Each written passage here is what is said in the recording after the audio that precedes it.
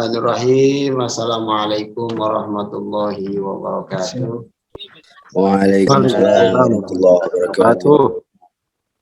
Alhamdulillahirabbil alamin. Nasta'in ala umurid dunya waddin. Wassalatu wassalamu ala asrafil anbiya'i wal mursalin wa ala alihi wa ashabihi ajmain, amma ba'du.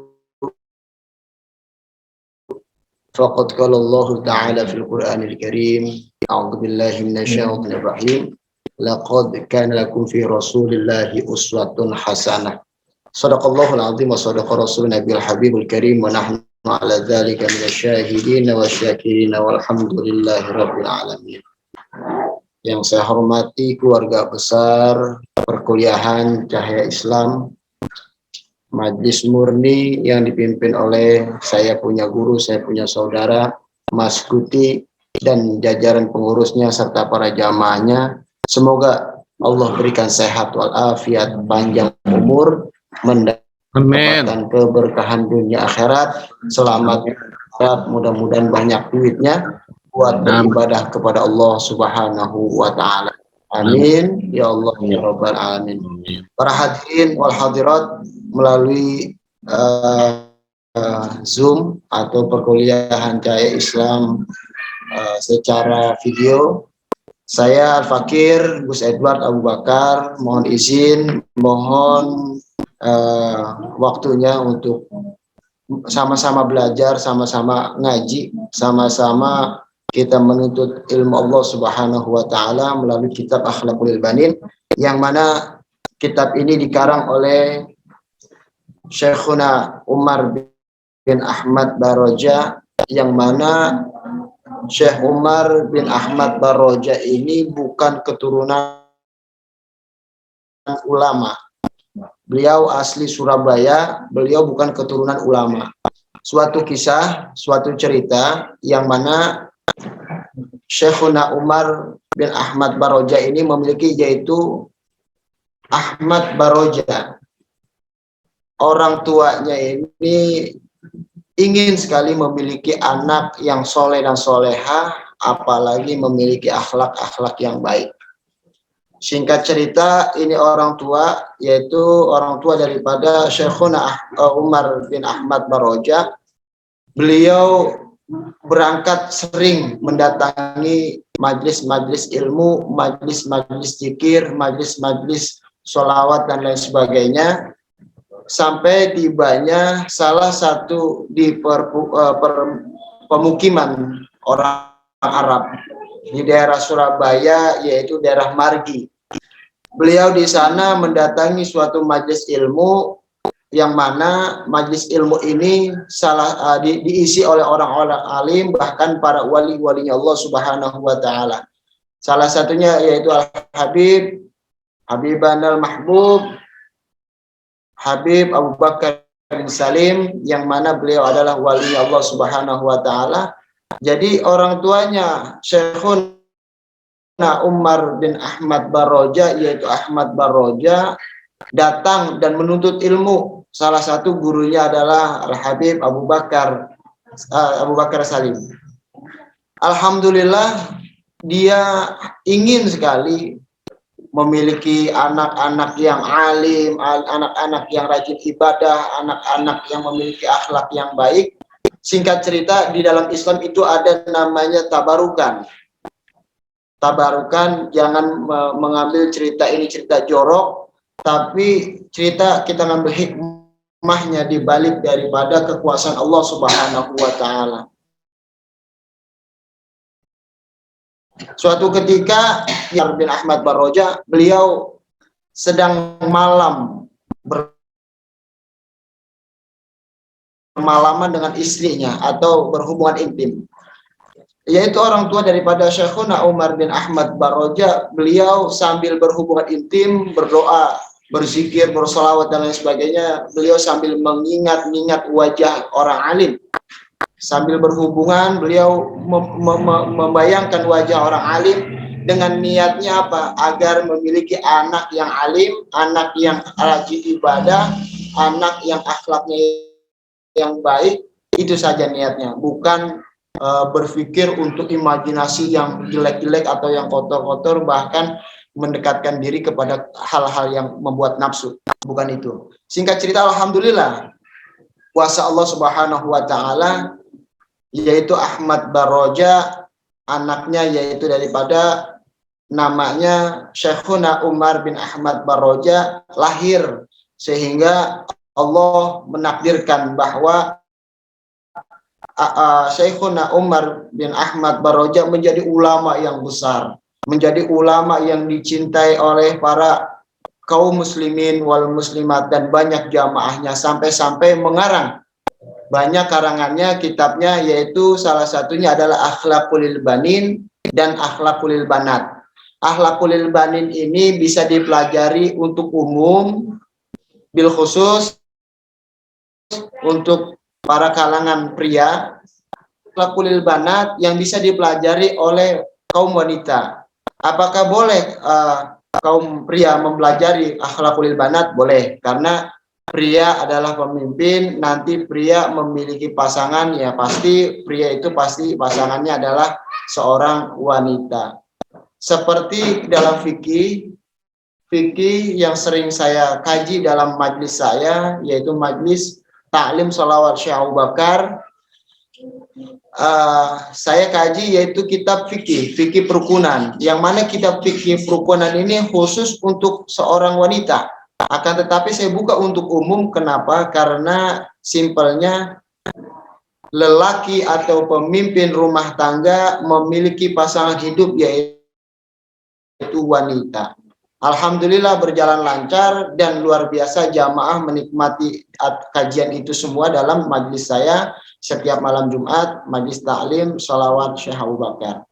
Mari sama-sama sebelum kita belajar Akhlaqul Banin, kita kirimkan suratul Fatihah, kita niatkan keberkahan dari Nabi Muhammad SAW, dengan kemuliaan Nabi Muhammad SAW, dengan kemuliaan daripada pimpinan para wali-walinya Allah Subhanahu wa taala, yaitu Sultanul Auliya Syekh Abdul Qadir Al-Jailani. Yaitu yang ketiga, kita niatkan untuk mengarang daripada kitab Akhlaqul Banin, yaitu Syekhuna Umar bin Ahmad Baroja. Mudah-mudahan apa yang dikarang beliau mendapatkan ridho dari Allah Subhanahu wa taala, dan kita yang belajar mudah-mudahan mendapatkan ridho dari Allah Subhanahu wa taala. Guru-guru kita, orang tua kita yang masih pada hidup biar sehat walafiat, panjang umur, mendapatkan keberkahan dan kemuliaan dari Allah Subhanahu wa taala. Segala bentuk kesulitan dan problema hidup kita dan orang tua kita, guru-guru kita, sanak famili saudara kita, mudah-mudahan selalu dibantu dan ditolong oleh Allah Subhanahu wa taala. Dan yang sudah meninggal mudah-mudahan Allah tempatkan tempat yang terbaik, kuburnya menjadikan raudhah min riyadil jannah, dan Allah izinkan masuk ke dalam surganya Allah dengan rahmatnya Allah dan syafaat daripada baginda Nabi Muhammad SAW. Ala hadihinni wa likulli niyatin salihah wa ila hadratin Nabi Mustafa Rasulullah SAW. Sya'ulillah lahumul Fatihah. A'udzu billahi minasyaitonir rajim. Bismillahirrahmanirrahim. Alhamdulillahi rabbil alamin, arrahmanir rahim, maliki yaumiddin. Iyyaka na'budu wa iyyaka nasta'in. Ihdinas siratal mustaqim, siratal ladzina an'amta 'alaihim ghairil maghdubi 'alaihim waladdallin. Alhamdulillahi rabbil alamin. Mari kita buka kitabnya yang sudah mendapatkan screenshot atau yang dikirim oleh Mas Kuti, silakan, mudah-mudahan sama. Saya langsung dengan kitabnya, yaitu Akhlaqul Banin, yang mana Akhlaqul Banin ini covernya banyak modelnya, dan ini yang model lama sudah mulai lusuh pada robek, maka saya membeli ulang. Akan tetapi yang lama tetap saya lampirkan atau saya tidak hilangkan, karena ini suatu pembelajaran yang luar biasa, agar pembendaharaan minimal bukan bendahara harta, tapi bendahara ilmu. Karena bendahara harta tidak menjamin kita selamat, insya Allah bendahara ilmu membuat kita selamat dunia akhirat. Syukur-syukur akhlak kita yang terbaik. Rasulullah SAW bersabda, sebaik-baiknya kalian atau manusia atau kita adalah akhlak yang baik. Rasulullah SAW diperintahkan ke muka bumi ini, innama bu'istu liutamima makarimal akhlak. Sesungguhnya Rasulullah SAW diutus ke muka bumi ini yaitu untuk menyempurnakan akhlak. Pada zaman itu Arab itu luar biasa kacaunya, yang namanya wanita tidak ada harganya, yang namanya kaum muda ataupun yang rendah tidak ada harganya. Rasulullah hadir ke muka bumi ini, yaitu pertama yang dibenarkan adalah akhlak. Ketika kita, sebelum saya bahas kitab, saya ingin memberikan sedikit. Ketika kita membangun sesuatu, apalagi dalam kajian ini, yang kita bangun pertama adalah akhlak. Kalau ilmunya tinggi, pasti kalau ilmunya kita memiliki seorang murid, ilmunya tinggi, akan tetapi akhlaknya tidak ada, insya Allah pasti dia durhaka dengan gurunya. Akan tetapi kalau ilmunya ada, akhlaknya ada, bahkan akhlaknya didepankan, insya Allah kita belajar dimanapun, walaupun guru kita muda, kita lebih sopan dengan guru kita menghargai guru kita mencintai guru kita, karena kita memandang bukan umurnya, bukan orangnya, tetapi adalah ilmunya Allah Subhanahu wa Ta'ala, apalagi dia adalah kekasihnya Allah Subhanahu wa Ta'ala. Sesuai daripada firman Allah, laqad kana lakum fi rasulillahi uswatun hasanah. Uswah itu contoh. Sesungguhnya di diri Rasulullah ada contoh, ada cahayanya Allah, ada cahayanya daripada ilahi Rabbi, yaitu cahayanya Nabi Muhammad SAW menjadi uswah, contoh. Apa yang dilakukan oleh Nabi Muhammad SAW patutlah kita mencontoh. Akan tetapi bagaimana kita mencontoh Rasulullah sedang kita tidak pernah melihat, hanya mendengar dan belajar saja? Maka contohlah para alimil ulama, para guru-guru, para orang tua dan lain sebagainya, kita contoh. Karena apabila kita mencontoh guru kita, mencontoh orang tua kita, mencontoh saudara-saudari kita yang baik, maka sama saja mencontoh akhlaknya Rasulullah Shallallahu Alaihi Wasallam. Insya Allah mudah-mudahan kita menjadi akhlak yang terbaik dari Allah Subhanahu wa Ta'ala. Mudah-mudahan Allah ridho kepada kita. Dengan akhlak yang baik ini Allah angkat harkat martabat derajatnya dari Allah Subhanahu wa Ta'ala, dan mudah-mudahan Allah berikan keselamatan di dunia wal akhirah. Amin ya Allah ya Rabbal alamin. Mari sama-sama kita mulai. Ini dalam pasal yang pertama, bimada yatakhallaqul walad. Bimada, dengan apa, yatakhallaqu berakhlak, al-waladu seorang anak. Jadi dengan akhlak apa seorang anak bisa beradab, atau dengan seorang anak dengan apa berakhlak atau memiliki adab yang baik. Banyak contoh-contoh di Akhlaqul Banin ini, cerita-cerita pendek yang dituliskan oleh Syekhuna Umar bin Ahmad Baroja, yang bisa kita ambil hikmahnya dan kita berikan keberkahan itu dari Allah Subhanahu wa Ta'ala untuk kita. Bimada yatakhallaqul waladu, seorang anak bisa berakhlak dengan apa? Yajibu, wajib. Jadi di sini dituliskan pertama kata adalah wajib. Wajib tidak bisa ditinggalkan, tetapi dikerjakan. Yajibu, wajib, alal waladi, atas seorang anak, ayatakhallaqa, berakhlak, untuk berakhlak, ya, untuk berakhlak, bil akhlaki, dengan akhlak, hasanati, yang baik, min sigari, dari kecil atau sejak kecil dia harus memiliki akhlak yang baik. Siapa yang mengajarkan akhlak yang baik? Yaitu orang tuanya, yaitu sanak famili atau keluarganya. Ada pernah mungkin mendengar kalau depan anak kecil kurang lebih 1 tahun 2 tahun atau lebih, jangan berbicara atau bertindak yang tidak baik, karena spontan dia akan mengikuti. Pernah mungkin mendengar. Secara otomatis di sini kita dengan perkataan seperti ini kita belajar bahwa anak kecil ini mudah merekam, mudah mengikuti. Maka sebagai orang tua atau kita yang lebih tua daripada yang lebih muda, maka contohkanlah yang baik-baik, minimal dalam ucapan. Ucapan yang baik, misalkan manggil yang lebih tua dengan abang, mas, akang, dan lain sebagainya. Jangan sampai yang kecil ini salah manggil, yaitu manggilnya namanya saja. Contoh, di sini saya lihat yang bergabung misalkan Pak Samsul Bahri.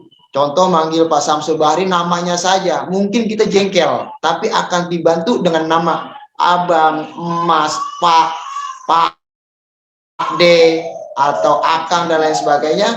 Mungkin kita bisa lebih senang, lebih bangga. Contohnya misalkan Pak Samsul Bahri, luar biasa. Insya Allah Pak Samsul Bahri kalau dipanggil Pak Samsul Bahri bahagia, senang. Tapi kalau namanya saja, insya Allah Pak Samsul Bahri mukanya langsung berubah, mukanya langsung nekuk, mukanya langsung enggak senang dan mungkin jengkel. Begitupun kita yang lebih muda kepada yang lebih tua, jangan sembarangan asal-asal manggil. Yang tua sudah mencontoh, maka yang muda harus mencontoh. Mudah-mudahan kita bisa mendidik diri kita, diri anak keturunan atau saudara-saudari kita dari kecil memiliki akhlak yang baik dan mendapatkan akhlak yang baik, dan mudah-mudahan dengan akhlak-akhlak itu semua kita bisa mencontoh dengan akhlaknya Nabi Muhammad SAW.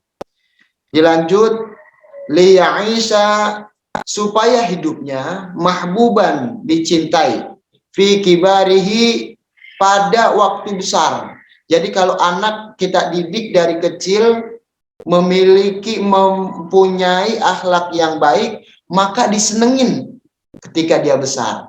Karena ada orang besar mentang-mentang dia anak pejabat, mentang-mentang dia anak orang kaya, bahkan mentang-mentang dia anaknya ulama.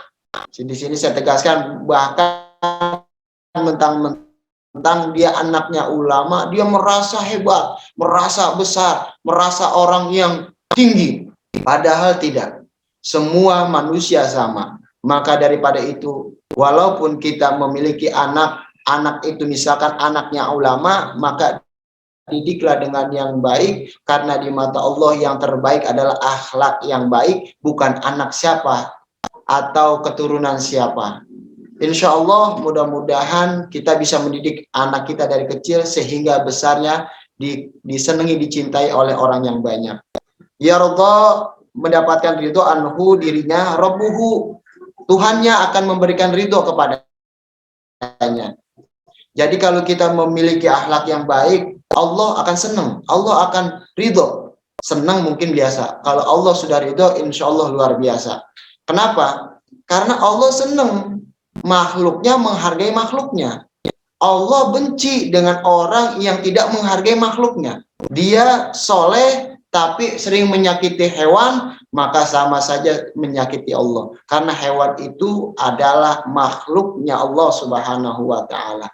Itu hewan, apalagi kita menyakiti para guru kita, para orang tua kita, para ulama-ulamanya Allah Subhanahu wa Ta'ala. Hewan saja Allah marah, bagaimana dengan mereka? Mudah-mudahan kita bisa menghargai, bisa mencintai makhluknya Allah, karena kita berharap mendapatkan ridho dari Allah Subhanahu wa Ta'ala.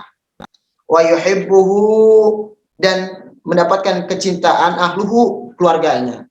Jadi bukan Allah saja yang ridho, bukan Allah saja yang cinta, tapi keluarganya ridho dan cinta kepadanya. Karena apa?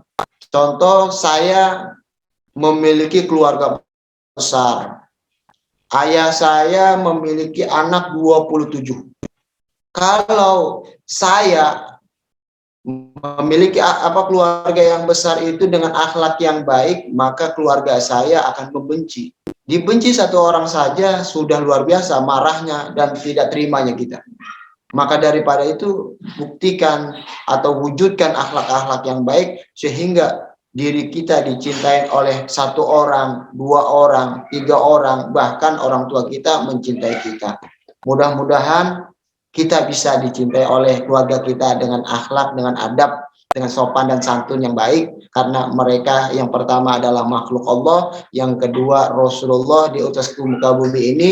Selain daripada perintah yang lebih wajib, Rasulullah adalah diutus untuk menyempurnakan akhlak. Akhlak bejat, akhlak kurang baik, akhlak tidak baik, maka yang ada ibadahnya tidak baik. Karena apa? Contoh, ketika kita beribadah memiliki akhlak yang tidak baik, maka mau nggak mau dia berkata, hormati saya harus di depan, saya harus imam dan lain sebagainya. Maka ini adalah orang yang tidak memiliki akhlak yang baik. Akhlak yang baik ini pasti mendekatkan kita kepada tasawuf, kepada tawaddu kita kepada Allah Subhanahu wa taala, karena kita takut salah kepada Allah, kepada makhluknya Allah Subhanahu wa taala.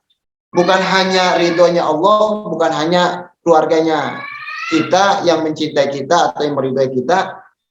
Ada selanjutnya yaitu wajami'un nas, wajami'u dan semuanya, jamaah, semuanya. Nas yaitu manusia. Jadi seluruh manusia senang kepada kita, senang kepada hamba Allah yang fakir ini karena memiliki akhlak yang baik. Mudah-mudahan kita bisa mencontoh daripada akhlaknya Rasulullah Shallallahu Alaihi Wasallam, dan mudah-mudahan kuliah Cahaya Islam ini tambah semangat karena kita mau belajar ilmunya Allah, mau mencari, mencontoh daripada akhlak-akhlaknya para alimil ulama dan bahkan Nabi Muhammad Shallallahu Alaihi Wasallam. Wajibu dan wajib alaihi atasnya aidon juga, maka dan wajib atasnya juga gitu. Ayat ta'ida untuk menjadi anil akhlaki dari akhlak qabihati, untuk tidak menjadi ayat ta'ida anil akhlakil qabihati, yaitu akhlak-akhlak yang jelek, akhlak buruk. Contoh akhlak yang buruk yang kita sudah tahu pasti tadi, contoh saya manggil Pak Samsul Bahri seenaknya saya, kalau kata orang Jawa seenaknya dewe, sakarapmu. Jangan, minimal kita ada bahasa, karena Indonesia itu memiliki sopan santun di dunia ini nomor 1. Jangan sampai sopan santun Indonesia ini runtuh karena kita mau diadu domba oleh orang-orang yang tidak memiliki akhlak. Mari kita tumbuhkan akhlak yang baik, minimal 1 lisan kita mau menghormati orang dengan panggilan-panggilan yang dia senangi atau yang pantas untuk dia. Kalau saya pernah melihat, bahkan hampir sering menjumpai anak muda yang masih labil, yang main game, mungkin game apalah, itu sambil main game mulutnya itu tidak bisa dijaga. Dia berkata makhluk-makhluk hutan lah, anulah dan lain sebagainya. Di sini kita merih, saya sedih. Kok sambil main game, apakah harus ngomong binatang? Apakah harus berbicara kasar? Ternyata kan tidak. Ini ternyata dari pergaulan ini saja pemuda kita, penerus umat daripada Nabi Muhammad SAW sudah dirusak.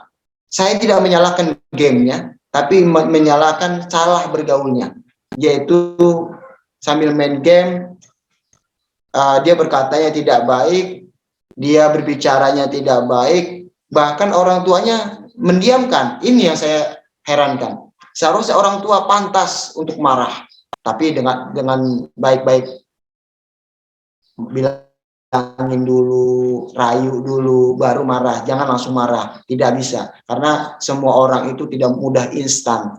Yang instan itu ya kita mau ngopi, kita mau makan yang instan itu instan. Tapi kalau untuk berubah, apalagi lebih baik, itu tidak mudah untuk instan. Dan hanya wali-walinya Allah, hamba-hamba Allah yang Allah izinkan bisa instan, bisa berubah secara drastis. Kita manusia biasa, minimal kanan kiri kita, depan belakang kita lihat, kita rayu mereka. Silakan main game, tapi bicaranya yang baik. Yang saya takut anak kita bergaul sama mereka, bukan gamenya. Saya katakan lagi, bukan gamenya, tetapi kalimat di mulutnya. Yang kedua, itu pertama lisan. Yang kedua, bahasa tubuh. Terkadang sangatlah disayangkan. Bercanda tapi kasar. Contoh, sambil bercanda, sambil berbicara, tangannya perang. Sampai-sampai dia memukul kepala orang. Ini sangat disayangkan, karena kalau sudah menyakiti fisik, pukul pala, dorong orang, ini adalah akhlak yang tidak baik. Jadi akhlak yang baik tumbuh dari hati yang baik, lisan yang baik, dan pikiran yang baik. Insya Allah apabila hati yang baik, lisan yang baik, pikiran yang baik, kita sama-sama menjadi rahmatan lil alamin, karena kita tidak merasa lebih hebat, karena kita tidak merasa lebih alim, karena kita tidak merasa lebih berakhlak, melainkan kita sama-sama berlomba untuk merayu Allah, untuk menggapai ridho dari Allah Subhanahu wa Ta'ala. Dilanjut, kaila supaya tidak yakunu makruhan, menjadi dibenci, supaya tidak dibenci. Maka hindarkan akhlak yang jelek, karena kita tidak mau dibenci. Siapa yang membenci? Makhluknya Allah, apalagi Allah Subhanahu wa Ta'ala. La yarda, tidak mendapat ridho, anhu, kepadanya, rabbuhu, Tuhannya. Jadi Allah tidak akan ridho kepadanya apabila akhlaknya buruk, akhlaknya jelek. Contoh yang mudah tadi, ada semut lewat, kita nggak ngelihat atau pura-pura nggak ngelihat. Kalau nggak ngelihat sih nggak apa-apa. Takutnya kita ngelihat tapi pura-pura kita injak. Jangan. Saya bertabarukan dengan Abah Kiai Haji Maimun Zubair almarhum almarhumlah. Beliau berkata, kita lihat semut, jangan injak. Ini bahasa sayanya, jangan diinjak. Kita biarkan dia lewat atau ambil, taruh di tempat lain biar agar tidak terinjak. Mungkin kata Abah Kiai Maimun Zubair, mungkin dengan kita menghormati makhluk Allah kecil ini, kita diizinkan Allah untuk masuk ke dalam surganya Allah. Karena ridhonya Allah adalah misteri. Ridhonya Allah adalah suatu keajaiban dari Allah sendiri, bukan keajaiban daripada makhluknya Allah Subhanahu wa Ta'ala. Insya Allah kalau kita mau menghormati makhluknya Allah Subhanahu wa Ta'ala, yang punya makhluk yaitu adalah Allah Subhanahu wa Ta'ala, insya Allah Allah ridho. Saya tabarukan dengan kalimat beliau, tidak belajar langsung dengan beliau, tapi saya tabarukan dengan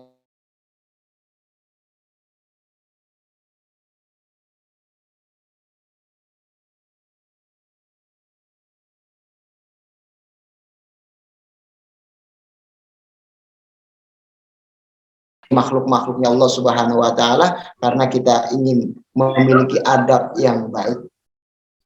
Dilanjut, wala yuhibbuhu ahluhu, dan tidak mendapatkan atau tidak dicintai ahluhu, dari keluarganya. Jadi pertama Allah tidak ridho. Yang kedua, keluarga kita tidak cinta, nggak senang. Contoh, kita yang sudah berumah tangga, memiliki anak kita akhlaknya jelek, akhlaknya tidak baik. Mungkin kita sebagai orang tuanya tidak senang, tapi jangan dibiarkan, jangan ditinggalkan, didiklah, arahkanlah, karena dia pun adalah anak kita atau makhluk Allah yang nanti kita diminta pertanggungjawaban oleh Allah Subhanahu wa Ta'ala. Ditanya nanti, kenapa tidak diberitahu, kenapa tidak diajarkan, kenapa tidak diarahkan untuk memiliki akhlak yang baik. Dilanjut, wala ahadun, dan tidak seseorang pun minan nasi, dari manusia. Jadi tidak mendapatkan ridho dari seorang pun. Siapa dari seorangnya? Yaitu para manusia, daripada makhluknya Allah Subhanahu wa Ta'ala. Insya Allah mudah-mudahan akhlak ini yang pertama, dengan akhlak yang baik kita bisa memiliki adab yang baik, uswah yang dari Rasulullah Shallallahu Alaihi Wasallam.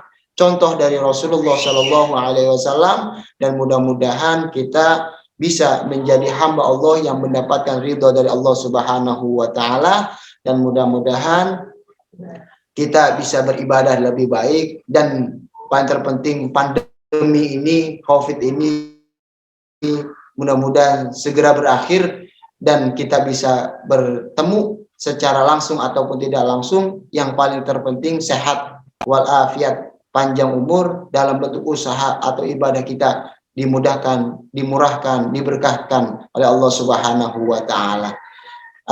Saya membuka seputar pertanyaan karena sambil nunggu Mas Guti yang sedang JJS, jalan-jalan siang. Silakan kalau yang mau bertanya ataupun nanti mau bertanya langsung lewat medsos saya ada Instagram, tinggal buka saja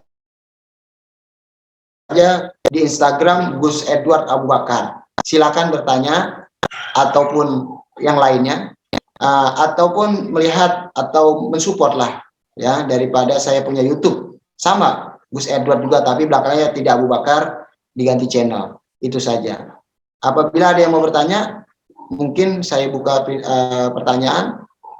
Silakan yang mau bertanya seputar anak kecil sampai besar memiliki akhlak yang baik, jangan sampai memiliki akhlak yang tidak baik.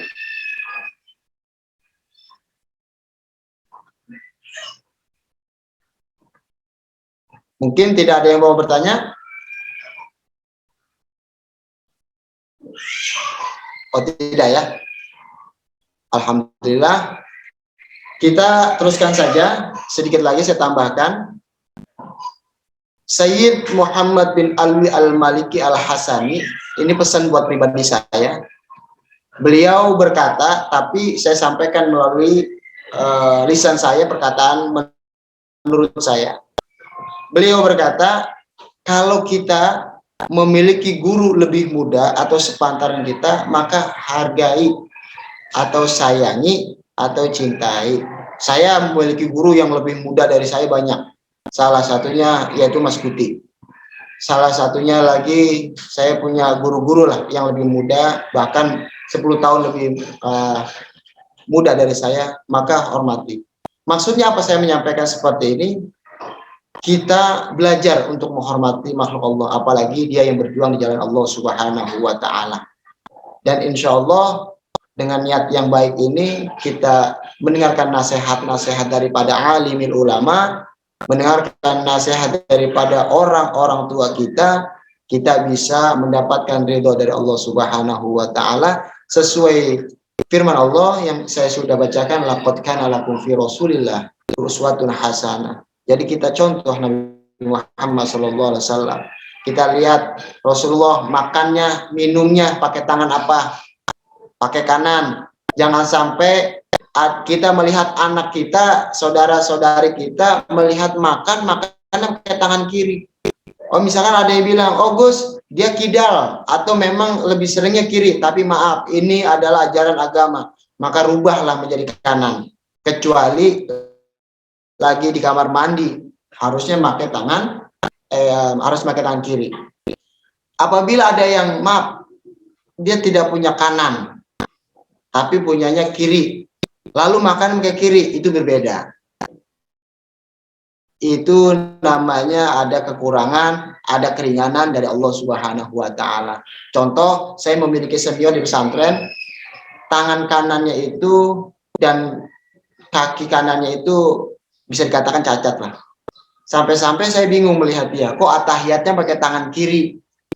Singkat cerita, saya tidak mau menanya beliau, tapi saya nanya guru saya. Lalu saya tanya, guru bagaimana hukumnya? Kata apa atahiyat pakai tangan kiri? Siapa? Dicontohkanlah. Waktu itu namanya Ahmad. Saya bilang si Ahmad. Oh tidak apa-apa kalau dia, karena ada keringanan dari Allah Subhanahu wa Ta'ala, karena ada kelebihan dari Allah Subhanahu wa Ta'ala. Terus pesan yang selanjutnya dari saya, yang kita takut hati kita mati, karena hati adalah akhlak yang paling terbaik. Matinya apa? Ketika kita melihat ulama kita berani membeda-bedakan. Oh, yang sana bukan ustadz saya, yang ini ustadz saya. Tidak. Semua ustadz, semua habaib, semua kiai adalah insya Allah para pejuang-pejuangnya Allah Subhanahu wa Ta'ala, para tentara-tentara Allah Subhanahu wa Ta'ala, para khalifah dari Allah Subhanahu wa Ta'ala yang meneruskan perjuangan baginda Nabi Muhammad SAW. Lalu ada lagi yang bertanya, Ustaz, pemahamannya berbeda. Biarkan. Dalam satu kelas aja nggak mungkin semuanya juara 1 atau ranking 1. Pasti berbeda-beda. Ada yang ranking 2, ada yang ranking 3. Apakah mereka berantem dengan perbedaan ini? Tidak. Tergantung pemahaman, tergantung apa yang mereka belajar. Tidak. Yang jelas, mari sama-sama Islam itu satu, Islam bersatu. Insya Allah kalau Islam satu dan bersatu, kita menjadi kuat, kita menjadi rahmatan lil alamin, dan tidak ada lagi yang melecehkan kita, yaitu agama Islam. Insya Allah mudah-mudahan bermanfaat, mudah-mudahan mendapatkan ridho dari Allah Subhanahu wa Ta'ala, dan mudah-mudahan kita diberikan rasa dan bukti dari Allah, yaitu kebahagiaan dunia akhirat. Al-Fatihah. A'udzubillahi minasyaitonirrajim. Bismillahirrahmanirrahim. Alhamdulillahirabbil alamin. Arrahmanirrahim. Maliki yaumiddin. Iyyaka na'budu wa iyyaka nasta'in. Ihdinas siratal mustaqim. Siratal ladzina an'amta 'alaihim ghairil maghdubi 'alaihim waladdallin. Rabbighfir lana wa liwalidayna amin. Mari kita berdoa kepada Allah Subhanahu wa Ta'ala. Bismillahirrahmanirrahim. Alhamdulillahirabbil alamin. Hamdan sakirin, hamdan na'imin, hamdan mu'afin wa kafi mazidah. Ya Rabbana lakal hamdu kama yanbaghi li jalalika wa dhika wa li'azimi sultanik. Allahumma salli wa sallim ala sayyidina wa maulana Muhammadin. Rabbana dhallamna anfusana wa illam taghfir lana wa tarhamna lanakunanna minal khasirin. La ilaha illa anta subhanaka inni kuntu minal zalimin. La hawla wa la quwwata illa billahil aliyyil azim. Allahumma arinal haqqa haqqa warzuqna ittiba'ah wa arinal batila batila warzuqna ijtinabah. Rabbana hab lana min azwajina wa dhurriyyatina qurrata a'yun waj'alna lil muttaqina imama. Rabbighfir lana wa liwalidayna warhamhuma kama rabbayana shighara. Rabbi zidna ilman warzuqna fahman. Rabbi habli minas salihin. Rabbi habli minas salihin. Rabbi habli minas salihin. Allahumma aftah lana hikmataka wansur alaina min huzaini bi rahmatika ya arhamar rahimin. Allahumma antas salam wa minkas salam wa ilaika ya'udus salam. Wa hayna rabbana bis salam wa dakhilna jannata darus salam. Tabarakta rabbana wa ta'alaita ya dha jalali wal ikram. Rabbana atina fid dunya hasanah wa fil akhirati hasanatan wa qina adzaban nar. Wa sallallahu ala sayyidina Muhammadin wa ala alihi wa sahbihi wasallam. Walhamdulillahi rabbil alamin. Qabul insyaallah. Mohon maaf lahir dan batin. Wabillahi taufiq wal hidayah. Assalamualaikum warahmatullahi wabarakatuh. Waalaikumsalam warahmatullahi wabarakatuh. Terima kasih Pak Ustadz atas materinya. Syukran Ustaz. Terima kasih. Sama-sama. Ustaz. Alhamdulillah. Ini paling jauh dari mana ini? Medan Ustaz. Medan. Subhanallah. Ini berarti orang dekatnya Ustadz Abdul Somad ini. Mudah-mudahan berkah. Selamat. Amin. Kalau yang daerah Bekasi banyak? Hadir Ustaz, Bekasi. Alhamdulillah Bekasi. Bekasinya mana? Soalnya saya Bekasi juga nih. Samping wali kota Ustaz. Oh, Bekasi kota. Samping wali kota. Berarti Bekasi Timur ya? Iya Ustaz. Ya, insya Allah. Semangat. Sama-sama kita belajar. Dengan guru siapapun kita belajar. Insya Allah niat kita dapatkan keberkahan dari Allah Subhanahu wa Ta'ala. Ini saya kangen dengan Bang Said El-Baraji nih. Nggak tahu kemana beliau nih. Apa sehat, apa udah kaya gitu. Alhamdulillah sehat Ustaz. Insya Allah main ke sana ada Ustaz. Iya, iyalah, silakan. Kita kan best friend. Masya Allah. Sehat Ustaz selama ini. Alhamdulillah sehat. Jadi saya bukan ngurusin badan, ini ngurusin rambut sampai panjang ini saya nih, ngikutin Bang Said ini. Ya Allah. Alhamdulillah, sambil nunggu Mas Kuti mungkin 2 menit atau 1 menit proses sama beliau dengan yang baik. Saya mohon undur diri. Billahi taufiq wal hidayah. Assalamualaikum warahmatullahi wabarakatuh. Waalaikumsalam warahmatullahi wabarakatuh.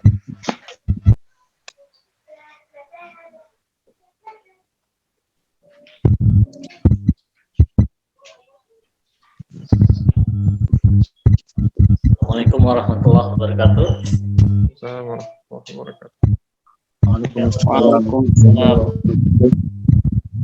Untuk teman-teman sebelumnya mohon maaf dikarenakan founder kita lagi ada urusan sebentar. Jadi untuk MC saya ambil alih. Buat teman-teman tadi sudah jelas ya untuk materi yang disampaikan oleh guru kita Gus Edward ya. Insyaallah. Insyaallah. Insyaallah jelas Ustaz Maul. Insyaallah jelas Ustaz Maul. Teman-teman ada yang mungkin mau ditanyakan? Jika ingin bertanya bisa silahkan. Kita ada sesi pertanyaan untuk sekarang. Baik dari chat ataupun dari langsung seperti tatap muka seperti ini. Apa dulu teman-teman?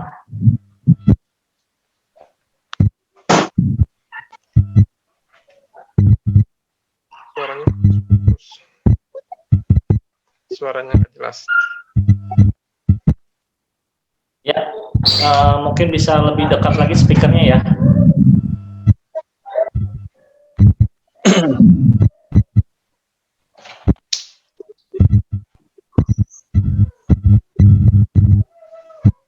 Ya Pak, mana? Ada yang ingin bertanya? Ya, Kak Maul, afwan bantu infokan itu di chat ada beberapa pertanyaan mungkin bisa dibantu bacakan ya dan diinfokan ke Gus Edward-nya. Terima kasih. Oh baik. Oke. Ya, Masya Allah. Ini ada beberapa pertanyaan dari teman-teman kita nih Gus. Mungkin saya bantu bacakan ya. Untuk yang paling awal, ini ada pertanyaan dari teman kita Mas Syamsul Bahri. Assalamualaikum warahmatullahi wabarakatuh. Gimana kira-kira kiat-kiat kita sebagai orang tua untuk mengajarkan akhlakul karimah kepada anak kita? Mungkin mau langsung ditanya atau masih mau dibaca lagi? Oh iya baik. Biar langsung disampaikan. Terima kasih ya Allah. Jadi Pak Samsul Bahri ya, Pak Samsul Bahri, assalamualaikum. Memiliki kiat-kiat yang baik buat anak. Kiat-kiat yang baik dengan anak. 1, dengan Allah Subhanahu Wa Taala. Kalau diajar, ayo sholat. Yang kedua, perintahkan atau ajarkan untuk membaca ayat suci Al-Quran. Yang ketiga, dekatkan dengan para alimul ulama atau bahasanya kita doktrin. Ya, boleh berbahasa doktrin boleh. Jadi ini ada seorang habaib, ada seorang ulama, beliau orang yang soleh, beliau adalah orang yang dekat dengan Allah Subhanahu Wa Taala. Seperti itu. Insya Allah nanti anak, karena kita cinta dengan Allah, cinta dengan Nabi Muhammad, cinta dengan para ulama-ulama Allah, anak kita bakalan menjadi lebih baik. Dan yang kedua, itu pertama untuk mendekatkan diri kepada Allah dan para ulama. Yang kedua, jangan memerintahkan anak sesuai mau kita. Misalkan anak senang main gitar, kata dia misalkan jangan main gitar. Apalah kita ngomongin dosa dan sebagainya, jangan, biarkan dia mengalir dan arahkan. Jadi sambil main gitar tapi kasih tahu ilmu-ilmu agama. Kalau memang nanti dia punya pilihan gitar ini baik dan atau tidak, pasti dia akan mengambil kesimpulan itu.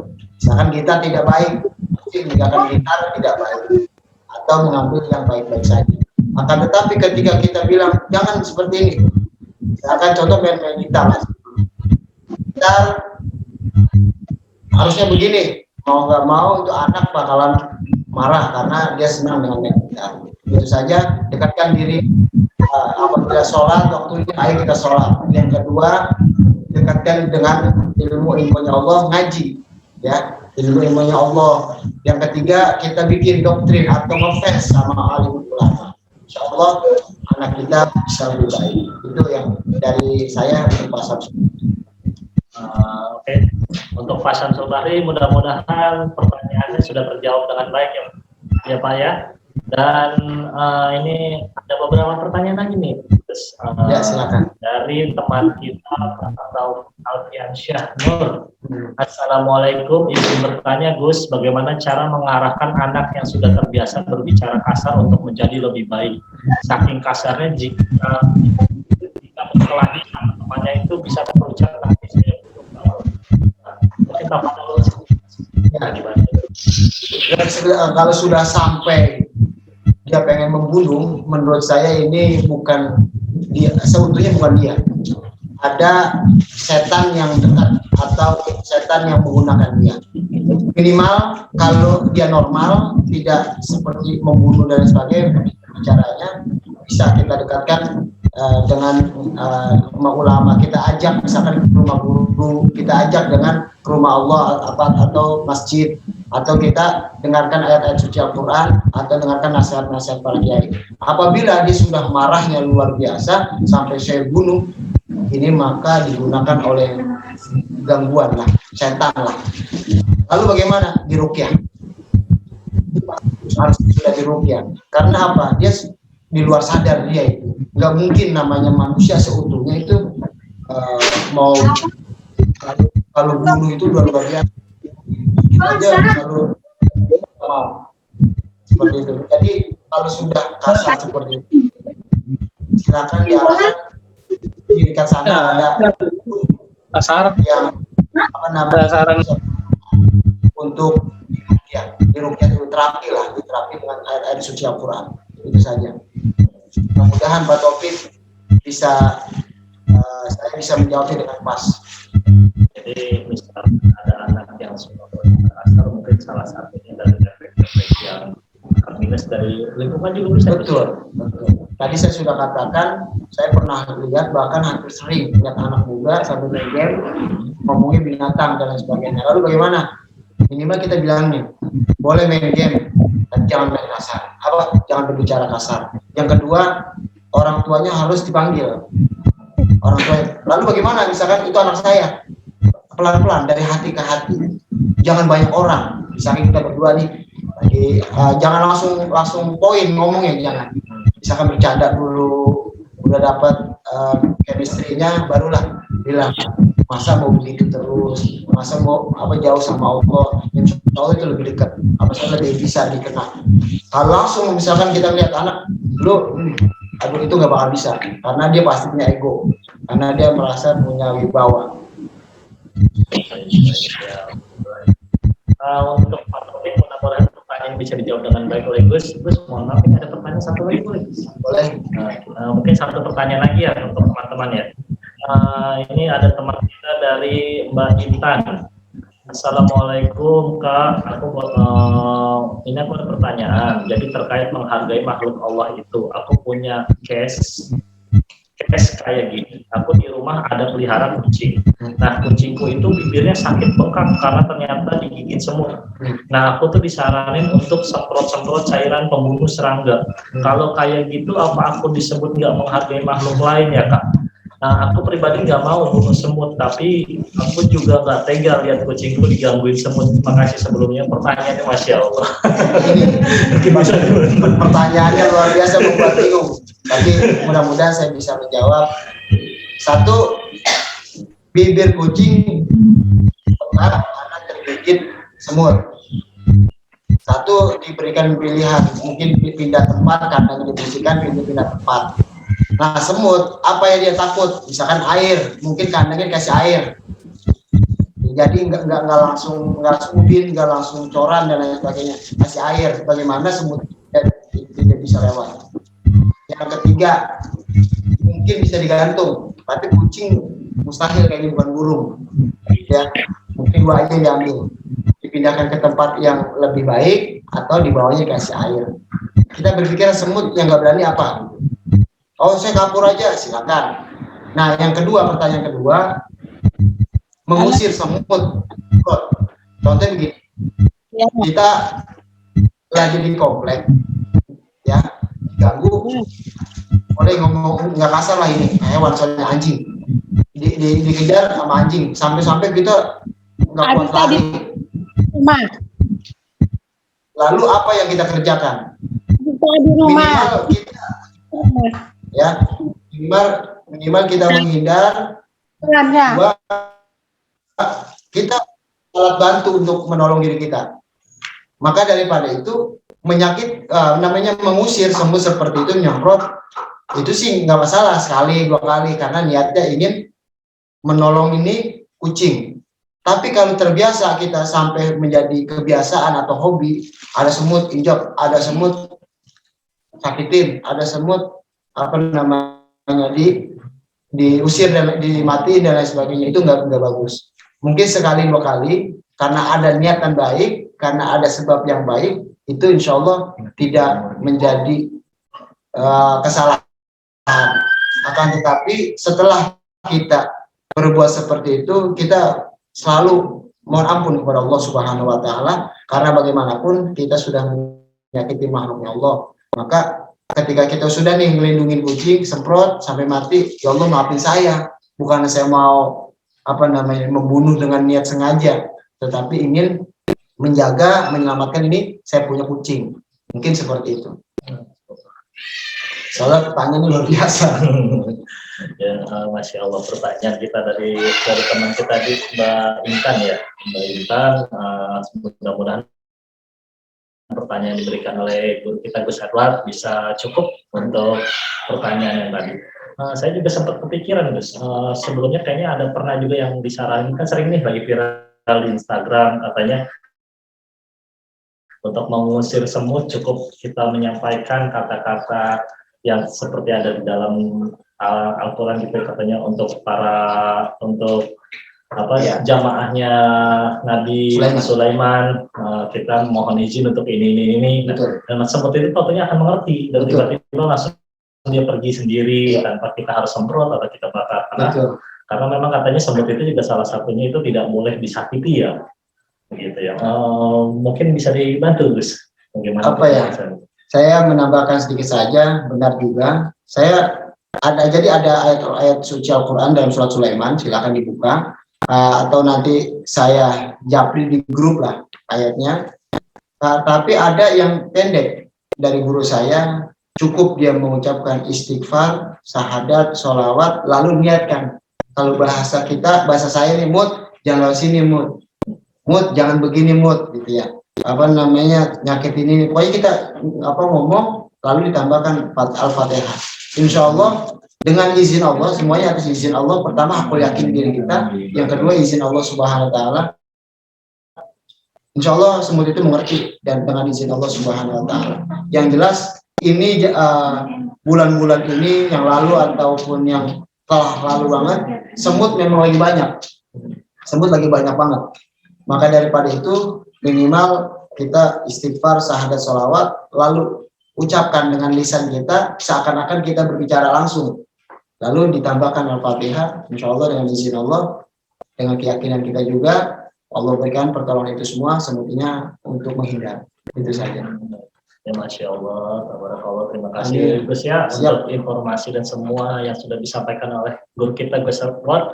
Untuk teman-teman, mudah-mudahan semua yang disampaikan bisa dipelajari dan dipahami, bahkan diterapkan dalam hidup kita sehari-hari, ya. Untuk selanjutnya mungkin cukup, ya. Atau Gus ada pertanyaan? Gimana?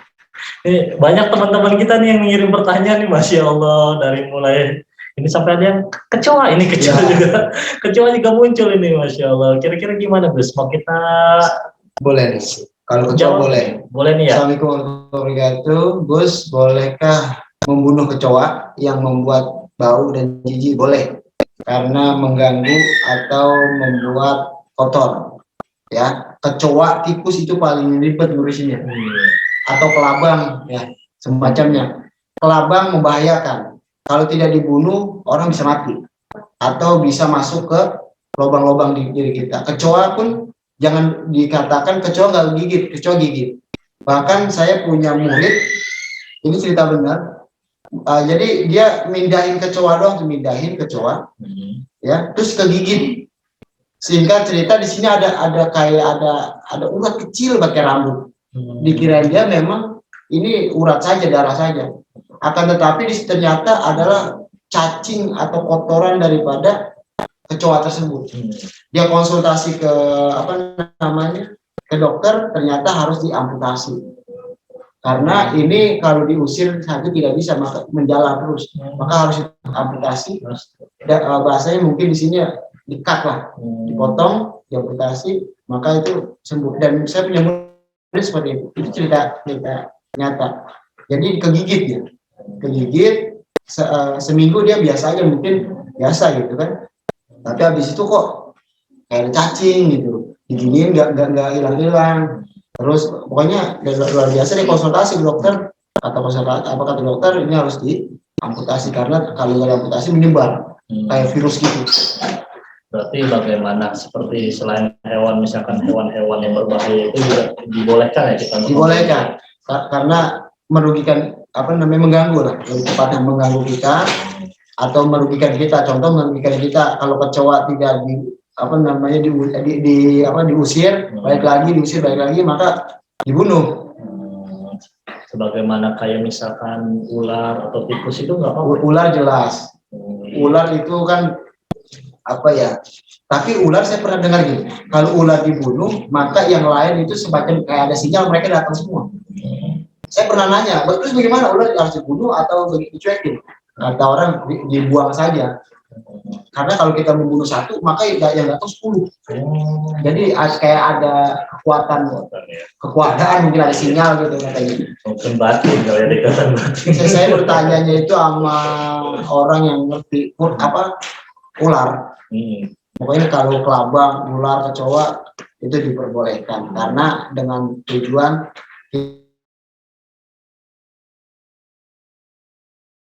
kita terganggu dan meresahkan kita lah, yang tepat meresahkan kita, itu saja. Baik, memberikan pertanyaan perihal kecoa, dan alhamdulillah sampai kemana-mana ini hewannya udah kita bahas.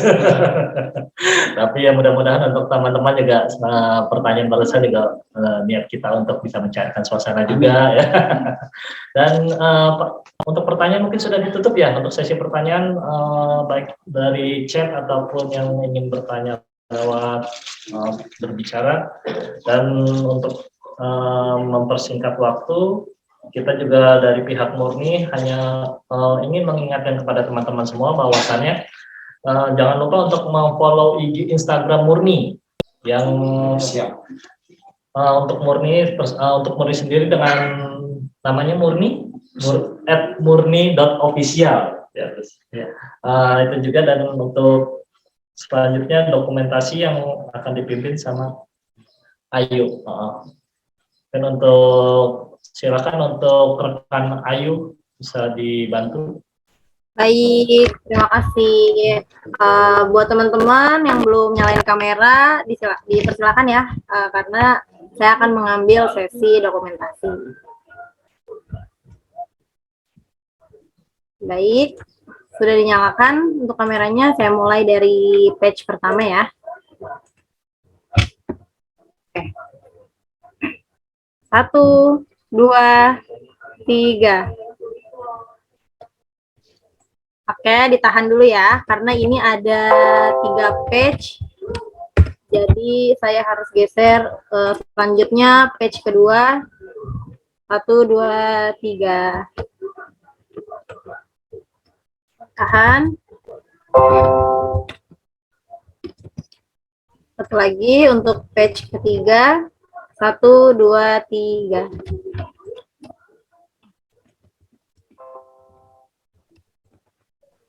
Oke, baik, untuk sesi dokumentasinya sudah selesai. Terima kasih. Saya kembalikan ke Kamaul.